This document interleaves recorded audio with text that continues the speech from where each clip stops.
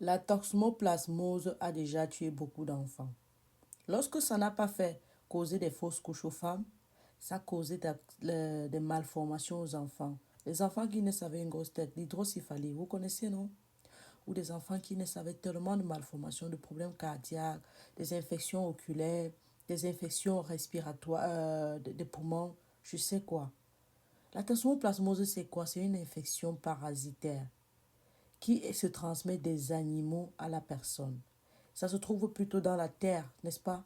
Et surtout tous les légumes, les fruits qu'on mange, c'est-à-dire tout ce qui est en contact avec la terre. Naturellement, les animaux qui transmettent cela sont les chats, c'est-à-dire les selles des chats, la litière des chats, les viandes crues, les viandes crues, c'est-à-dire les sushis comme ça, les femmes ne doivent pas manger ça n'importe comment durant la grossesse. Mais ça se transmet, comme je le disais, à travers les légumes et les fruits. Lorsque vous ne les lavez pas, vous ne les mangez. Vous ne les lavez pas avant de manger. Et je me demande comment une femme enceinte peut faire pour avoir les longs ongles. C'est pourquoi en fait. Et de sur quoi une femme enceinte qui a le séclage? L'objectif c'est quoi? Non, dites-moi, l'objectif c'est quoi? Quel est votre objectif lorsque vous portez le séclage et vous avez les longs ongles? C'est que les ongles la gardent quoi? La saleté, non? Et qu'est-ce qui va se passer? Continuer avec la toxoplasmose, si vous avez été en contact avec la toxoplasmose bien avant, vous êtes immunisé. Mais si vous avez été en contact avec la toxoplasmose dans les 1 à 6 mois avant que vous ne soyez enceinte, restez en alerte. Mais si vous entrez en contact avec la toxoplasmose durant la grossesse, c'est là où il y a le problème. Durant les 3 premiers mois, ça peut vous causer la fausse couche, comme je le disais. Tout comme ça peut ne pas vous causer la fausse couche, mais vous faire avoir un enfant mort-né ou encore avoir un enfant qui a les malformations. Ceci dit, il faut faire les examens avant de tomber enceinte. Généralement, je conseille de faire cet examen-là durant les examens prénuptiaux. Quand vous voulez vous marier, incluez dans ça la toxoplasmose. Comme ça, la femme sait où elle se trouve. Si elle n'a jamais été en contact, elle saura qu'il faut prendre des précautions durant la grossesse. Et donc, naturellement, elle doit faire les examens prénataux, non, les visites prénatales, ok? Et on doit lui faire cet examen-là tous les mois si elle n'a jamais été en contact pour identifier. Oui, il y a un traitement. On peut vous attribuer un traitement, mais le traitement aussi a ses risques et ce n'est pas que ça empêche que votre bébé en soit contaminé. Donc, les précautions sont les mêmes. Ne pas toucher les selles du chat, comme je disais en début de vidéo. Ne pas avoir le chat à la maison de préférence. Manger les viandes cuites, non crues. C'est-à-dire même les saucissons et autres là. Évitez ça. Lavez les fruits et les légumes correctement, de préférence avec le bicarbonate de sodium. Et rincez correctement avant de manger. Taillez-moi ce que vous avez au doigt là. Ça sert à quoi? Taillez-moi ça, enlevez-moi ça. Oh, c'est pas possible. Donc, à m'entendre parler, on se soucierait plus de la fausse couche, ok? Et qu'en est-il de ces enfants qui ont eu la toxoplasmose congénitale, qui sont nés, qui sembleraient ne pas avoir un problème et qu'on a découvert les conséquences sur eux plus tard?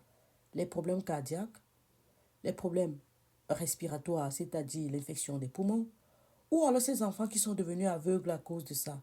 Oui, il y a des personnes comme vous et moi qui ont des yeux qui semblent voir, mais qui ont eu des cicatrices à cause de la toxoplasmose durant la grossesse.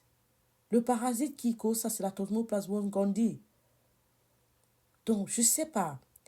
Moi, je conseille. Vous savez, est-ce que vous savez que en France, jusqu'en 2008, c'était un examen obligatoire avant de se marier? Oui, on a enlevé. C'était obligatoire. Et même jusque-là, je vous dis qu'il faut le faire avant de vous mettre en couple. Pourquoi? Parce que de nos jours, on tombe enceinte sans le savoir. Vous voyez comment les grossesses coulent les rues. Parfois, même avant qu'on ne se marie, on est déjà enceinte. Prenez des précautions. Et ce ne sera qu'un exemple d'examen à faire avant de se marier, comme l'électrophorèse de l'hémoglobine, pour savoir si vous êtes AS et que votre conjoint est aussi AS et que vous mettez fin à cette relation.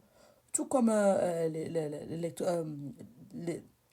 on appelle ça comme le groupe sanguin, pour savoir si la femme a un registre négatif ou positif.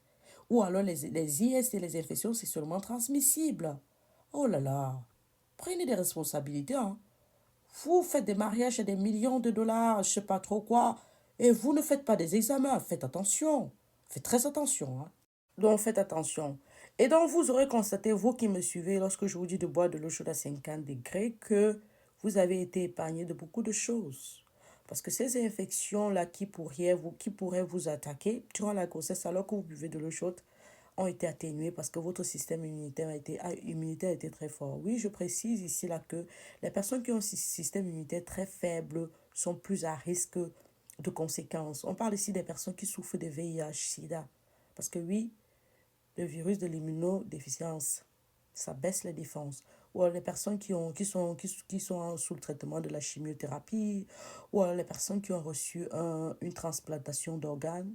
Donc, vous comprenez que il faut vraiment faire attention et il faut penser à soi et à sa santé. On est d'accord, c'était la daronne de la santé 3.0. Doctoresse Thérèse, infirmière.